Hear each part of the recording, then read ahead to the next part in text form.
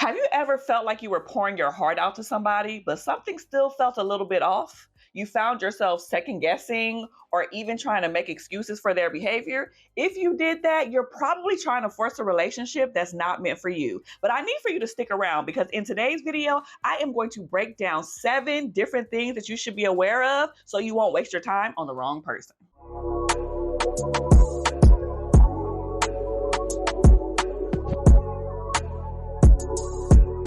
Hey everybody, welcome back to another episode of Keeping It Real with Kiaundra. I am your host, licensed marriage and family therapist, Kiaundra Jackson. Now, before we get into this list, I need for you to put in the comment section, have you ever tried to force a relationship that you know wasn't meant for you? And if so, give us a little bit of the tea about what happened and how did you know that this person was the wrong person for you? Let's talk about it because I know it's gonna get juicy. So let's get into the list. The first subtle sign that you might be forcing a relationship with the wrong person is that if you're more invested in their potential than in their reality.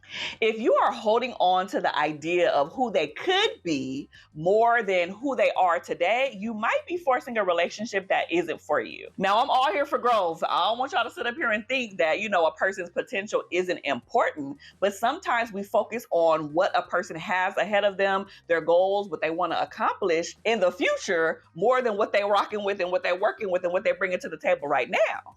And if I'm being honest, in this day and age, we ain't got time to be sitting around and waiting for the person to become who they need to become so you can actually be with them and date them. Ain't nobody got time for that. Moving on. The second subtle sign that you might be forcing a relationship with the wrong person is if you are ignoring your intuition. Now, whether you believe it's intuition, for me, it's the Holy Spirit. There's always something on the inside of you, that gut instinct that we always talk about.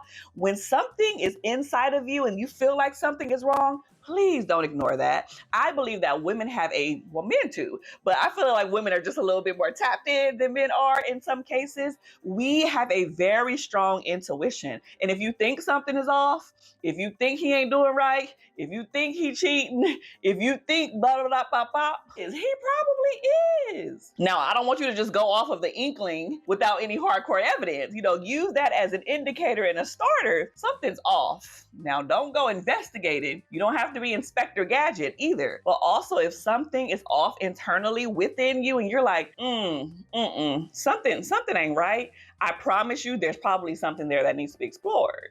So essentially, if you're having this consistent, uneasy feeling and it's just not settled with you, but you're still trying to stick it out for the sake of this being the person for you, it's probably an indicator that you're forcing this when you shouldn't be. I'm gonna leave you with this. Trusting your gut instinct can save you from a whole bunch of prolonged heartache. The third subtle sign that you might be forcing a relationship with somebody that you shouldn't be with in the first place is if the relationship feels one-sided. We always talk about reciprocity on this channel. We talk about things going both ways, okay? If you are giving some more after that, and that person isn't reciprocating things, baby, it's time to evaluate or reevaluate. Because let me tell you, if you're the one that has to constantly initiate conversations, you have to constantly make plans. If you have to be the one who fixes the issues or bring up hard conversations, there's an imbalance there. And you already know that I love things to be harmonized on this channel. I firmly believe in harmony over balance. So I'll say it like this. A healthy relationship requires mutual effort, mutual input from both parties. It should not mean that a person is putting in more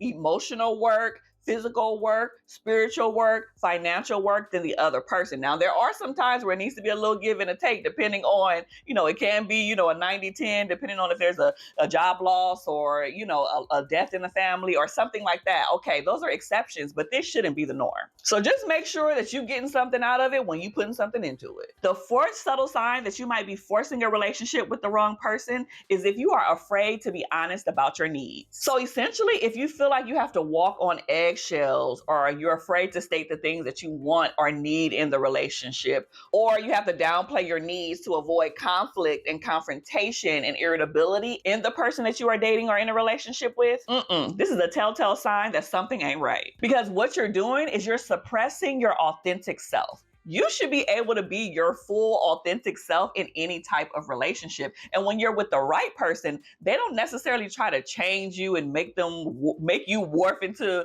another version of themselves. If there is some type of change, it's for positive growth and change, not suppressing who you are, your wants, likes, goals, hobbies, activities, just to please the other person. That's not right at all. The fifth sign that you might be forcing a relationship with the wrong person is if you're constantly making excuses for their behavior. And I'm talking about all of their behavior. I want you to think about it this way. If you find yourself trying to rationalize their behavior, making excuses for their behavior to make you stay and to make you want to be with them, that is an indicator that this might be the wrong person for you. And if we're honest, this is a major red flag. Insert red flag here. Healthy, strong, long-lasting relationships do not require you to make excuses for somebody's behavior, especially if there's disrespect involved. And before we move on, I just want to make sure that you are commenting, liking, and subscribing, because this helps me to create content like this for you overall every single week. So go ahead, do that right now. Moving on, the sixth sign that you might be forcing a relationship with the wrong person is if your core values do not align. We've talked about this all the time on this channel, okay? I think it's important for you to be aligned in your core values and know your non-negotiables when you are dating or in a relationship or a long-term partnership. So if you are trying to make it work despite fundamental differences in your work ethic, in your spirituality, in your finances, in your goals for family, and all of these major issues, in all of these major areas when it comes to beliefs and goals, it's a sign that you're probably compromising too much of yourself. And I'll tell you this, when core values are mismatched, it is very difficult to reconcile that long term.